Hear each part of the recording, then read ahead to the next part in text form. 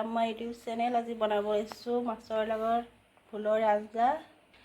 তাৰ কাৰণে ভোলকেইটা এনেদৰে বাকলি গুচাই লৈছোঁ। মাছখিনি ধুই নিমখ আৰু হালধি সানি ল'ম।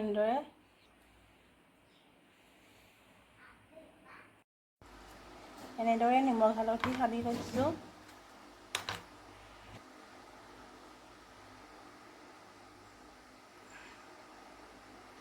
ভোলকেইটা এনেদৰে সৰু সৰুকৈ কাটি লৈছোঁ।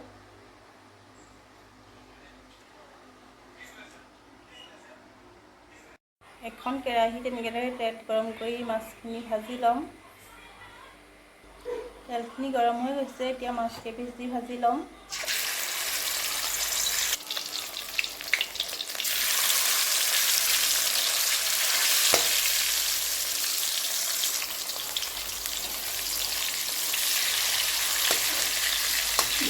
এনেদৰে এটা লুটিয়াই দিব।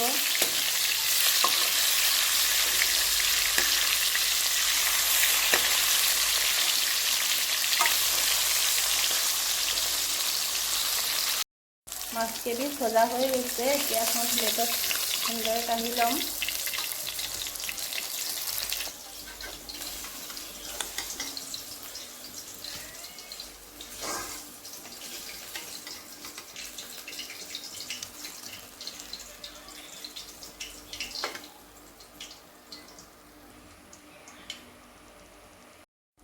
গৰম কৰি ৰখা তেলখিনিতে কেইটামান পাঁচফোৰণ দি লৈছোঁ আৰু সৰু সৰুকৈ এটা পিঁয়াজ কাটি লৈছোঁ।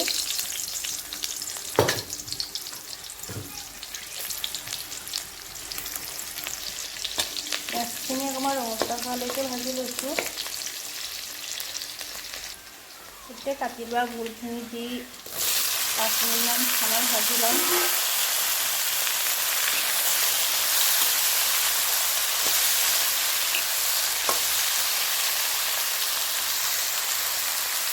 এতিয়া জোখমতে নিমখ আৰু হালধিখিনি দি লৈছোঁ।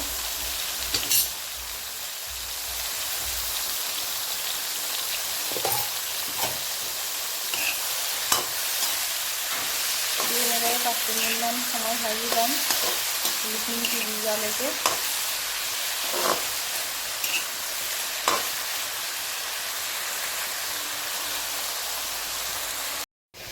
আঞ্জাখিনি দিবৰ কাৰণে গৰম পানী কৰি লৈছোঁ।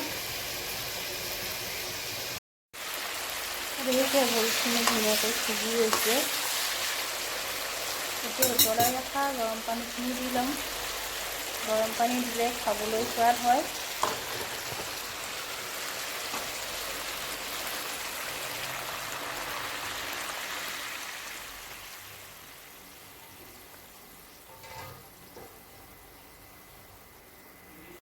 ভোলখিনি সিজিলত উতলাই ৰখা গৰম পানীখিনি দি লৈছোঁ।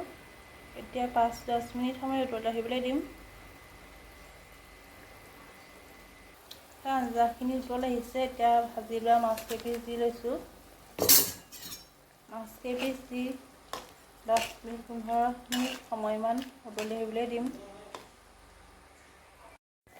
আঞ্জাখিনি হৈ গৈছে, এতিয়া এটা বাটিত কাঢ়ি ল'ম।